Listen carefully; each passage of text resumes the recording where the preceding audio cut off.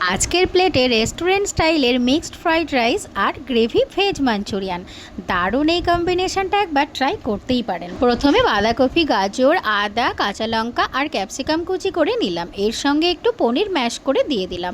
এবার নুন, মৌরি গুঁড়ো, ধনে গুঁড়ো, কাশ্মীরি লঙ্কার গুঁড়ো, 1 চামচ করে কর্নফ্লাওয়ার আর ময়দা দিয়ে ভালোভাবে মেখে নিলাম। তারপর ছোট ছোট বলের শেপ দিয়ে তেলে ভালো করে ভেজে নিলাম। গ্রেভির জন্য তেলে আদা, কাঁচা লঙ্কা আর ক্যাপসিকাম দিয়ে নেড়ে নিলাম। এরপর মৌরি, ধনে গুঁড়ো, কাশ্মীরি লঙ্কা, নুন, চিলি সস আর টমেটো সস দিয়ে মিশিয়ে নিলাম। এবার কর্নফ্লাওয়ারের পাতলা স্লারি দিয়ে গ্রেভিটা ফুটিয়ে নিয়ে ভাজা মাঞ্চুরিয়ানগুলো দিয়ে দিলাম। এদিকে ফ্রাইড রাইসের জন্য কড়াইতে ঘি দিয়ে প্রথমে পনিরটা হালকা করে ভেজে নিলাম। তারপর গাজর, ক্যাপসিকাম, কাজু, কিশমিশ, সুইটকর্ন আর মটরশুঁটি দিয়ে ভালো করে নেড়ে নিলাম।